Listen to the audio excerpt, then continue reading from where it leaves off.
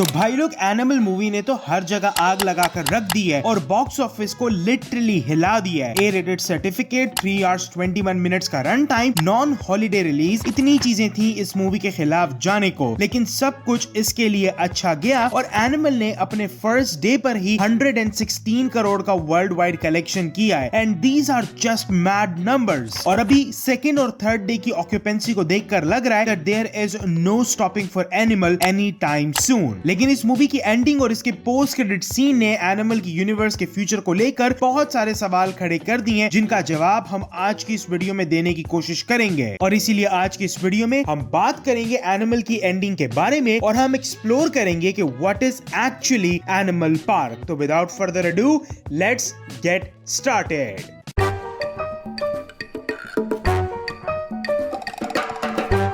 Animal ending and where it left us. अब देखो, animal movie की स्टोरी किसी भी एंगल से लीनियर नहीं थी, वो मल्टी लेयर्ड थी और इसीलिए मूवी एक साथ कई सारी चीजों पर फोकस करती रहती है। अब एनिमल मूवी की एंडिंग में जब रणविजय सिंह प्लेड बाय रणबीर कपूर, एब्रार हक प्लेड बाय बॉबी देओल को स्कॉटलैंड के एयरपोर्ट पर मारकर घर वापस आते हैं तो पता चलता है कि उनके फादर को ल्यूकीमिया डायग्नोस हो चुका है और वो भी 4th स्टेज पर है, जहां से अब उनके पास सिर्फ और सिर्फ 4 से 6 महीने का टाइम है। और यहाँ पर संदीप रेड्डी वांगा ने किस्मत यानी कि फेट के सिंबोलिज्म को इतनी खूबसूरती से यूज किया है कि रणविजय ने अपने बाप को बचाने के लिए हर मुमकिन कोशिश की, पूरी दुनिया को आग लगा दी, कितने लोगों की जान ली, अपने बाप पर हमला करने वाले को मार डाला, लेकिन आखिर में वो किस्मत के हाथों हार गया कि अपने बाप को इस दुनिया से वो अब भी जाता हुआ देखेगा, लेकिन वो इसके बारे में कुछ नहीं कर पाएगा। और फिर सारी जिंदगी उसका और उसके फादर बलबीर सिंह का एक दूसरे को ना समझ पाना खत्म होता है और रणविजय के फादर उससे माफी मांगते हैं तो शक्ति कपूर के कैरेक्टर के गले लगकर वो फूट फूट कर रोता है कि कैसे वो बंदा जो उसके बुरे चाइल्डहुड, उसके मेंटल ट्रॉमा के पीछे का जिम्मेदार था, जानते हुए या ना जानते हुए उसने उससे माफी मांग ली। और यहाँ से रणविजय के कैरेक्टर की प्रोग्रेशन शुरू होती है और इसका एक सबूत हमें एनिमल मूवी के स्टार्ट में भी देखने को मिलता है, जब वो अपनी 100th बर्थडे पर बंदर और राजा की कहानी सुनाता है। तो इट शोज कि रणविजय का कैरेक्टर एक प्रोग्रेशन से गुजरेगा from being someone who totally rely on instinct to be someone who relies on mind games more. और आगे बढ़ने से पहले हमें रणविजय के फैमिली ट्री को भी समझना पड़ेगा, क्योंकि वो हमें इस मूवी का पोस्ट क्रेडिट सीन और फ्यूचर को समझने में बहुत हेल्प करेगी। अब हमें एनिमल मूवी में रणविजय के दादा, जिनके कैरेक्टर को सुरेश ओबरॉय ने प्ले किया है, वो रणविजय को बताते हुए नजर आते हैं कि ये लोग 3 भाई थे। सबसे बड़े थे प्रेम चोपड़ा, जो के पिंड में ही रुक गए, और सुरेश ओबरॉय जी और उनके छोटे भाई ने मिलकर स्वास्तिक स्टील्स को शुरू किया। लेकिन कुछ वक्त के बाद इनके छोटे भाई की नीयत खराब हो गई, जिसके चलते हुए उन्होंने उसको स्वास्तिक से अलग कर दिया और वो अपनी फैमिली के साथ इंडिया छोड़कर विदेश चला गया। कुछ टाइम के बाद उनको पता चला कि उनके छोटे भाई ने खुद को आग लगा ली है। अब यहाँ पर एक बहुत ही इंटरेस्टिंग डिटेल ये भी है कि इब्रार हक का इंट्रोडक्शन सीन, जिसमें उनकी शादी हो रही होती है, उसमें आबिद हक, जो कि इब्रार हक का ट्रांसलेटर है, वो उसकी होने वाली बीवी को यही बताता है कि उसने हमारे नाना को जलते हुए देख लिया था बचपन में, तब से वो बोल नहीं सकता। तो यहाँ पर रणविजय के दादा इसी इंसिडेंट को पॉइंट आउट कर रहे थे और इस बात से व्यूअर को यह भी अंदाजा होता है कि इस फैमिली की आपस की रंजिशें और तनाव कितना ज्यादा गहरा है। और बहुत लोगों को ये कंप्लेंट भी एनिमल मूवी से कि बॉबी देओल का कैरेक्टर को अंडर यूटिलाइज छोड़ दिया। काम तो बॉबी देओल के कैरेक्टर का जबरदस्त था, जिस तरह से बॉबी देओल ने इब्रार हक को पोर्ट्रे किया वो जस्ट वाइल्ड और मैनियक था टू सम अदर एक्सटेंट। लेकिन अगर तुमने ये ध्यान दिया हो तो जिस जगह पर रणविजय और इब्रार लड़ रहे होते हैं, वहां पर रणविजय का कजन आकर कहता है कि इब्रार की वाइफ को 2 बच्चे हुए और दोनों आइडेंटिकल ट्विंस हैं। तो अब कहीं ऐसा ना हो कि आने वाले पार्ट्स में वो दोनों बच्चे बड़े होकर बॉबी देओल के कैरेक्टर इब्रार हक की तरह दिखें, और ऐसा होता है या नहीं वो तो हमें आने वाली मूवीज में ही पता चलेगा। What is Animal Park and the post credit scene. तो भाई रणविजय और उसके दादा की कॉन्वर्सेशन में रणविजय के दादा उसको ये भी बताते हैं कि इब्रार हक का बाप जब मुसलमान हुआ तो उसने 3 से 4 शादियां की और उसके कई सारे बच्चे हैं, जिनमें से सबसे बड़ा बेटा था इब्रार हक। और वो रणविजय को सलाह देते हैं कि रणविजय उनको माफ कर दे, क्योंकि अगर तो रणविजय उसको मार देगा तो उसके बच्चे और भाई उसके पीछे आएंगे। और यही है एनिमल पार्क, जहां हमें लग रहा था कि इस यूनिवर्स का सबसे बड़ा एनिमल रणविजय सिंह बलबीर है, लेकिन शायद ऐसा नहीं है। और शायद इसीलिए संदीप रेड्डी वांगा ने इस यूनिवर्स का नाम एनिमल पार्क रखा है कि कैसे एक नॉर्मल पार्क में जब हम जाते हैं तो हमें वहां पर तरह तरह के लोग नजर आते हैं, वैसे ही जब व्यूवर्स इस एनिमल पार्क में जाएंगे तो आपको यहाँ पर तरह तरह के एनिमल्स देखने को मिलेंगे। जैसे कि इस एनिमल मूवी में हमें इब्रार हक और रणविजय सिंह से, और अब एनिमल पार्क में आने वाली मूवीज में हमें इंट्रोड्यूस कराया जाएगा अजीज हक से, जो कि इब्रार हक का छोटा भाई है। अब जोया प्लेड बाय तृप्ति दिमरी वो रणविजय को बताती है कि इब्रार का एक भाई है जो उसे बहुत प्यार करता है और वो इस्तांबुल में एक बुचर है जिसकी इब्रार ने सर्जरीज कराकर उसको रणविजय की शक्ल दे दी है ताकि वो उनकी फैमिली को पेनिट्रेट करके रणविजय के तमाम अपनों को मार सके। और ये बात तो इब्रार हक भी साइन लैंग्वेज के थ्रू करता है कि उसका प्लान सिर्फ बलबीर सिंह को मारकर स्वास्तिक को हासिल करना था और उसी प्लान को फुलफिल करने के लिए उन्होंने अजीज हक का फेस चेंज करवाया। लेकिन अब जब इब्रार हक ही मर चुका है तो उस फैमिली का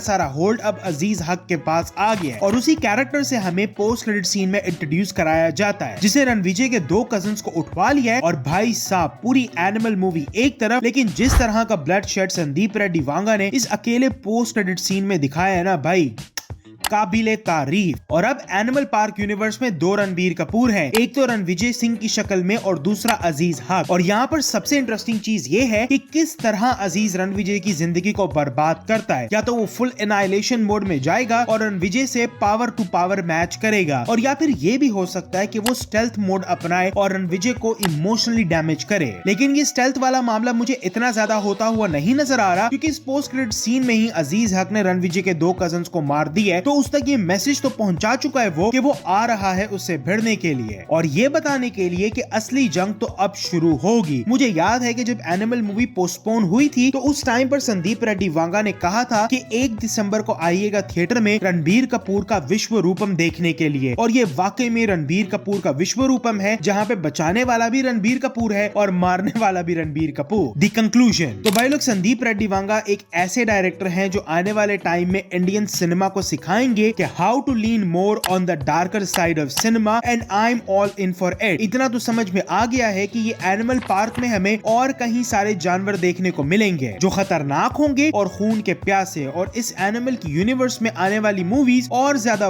वायलेंट और ब्लडी होने वाली है। तो आज के लिए बस इतना ही। मुझे नीचे कमेंट्स में जरूर बताना कि तुम्हारी क्या सोच है इस एनिमल पार्क और एनिमल मूवी के पोस्ट क्रेडिट सीन को लेकर। अपनी राय कमेंट्स में जरूर से मेंशन करना, और अगर ये वीडियो पसंद आई हो तो लाइक और चैनल को सब्सक्राइब जरूर करना और बेल आइकन को भी प्रेस कर देना ताकि मैं जब भी कोई नई वीडियो अपलोड करूं तुम्हें पता चल जाए। और मैं मिलूंगा तुमसे अगली वीडियो में, तब तक के लिए। Hasta la vista, baby.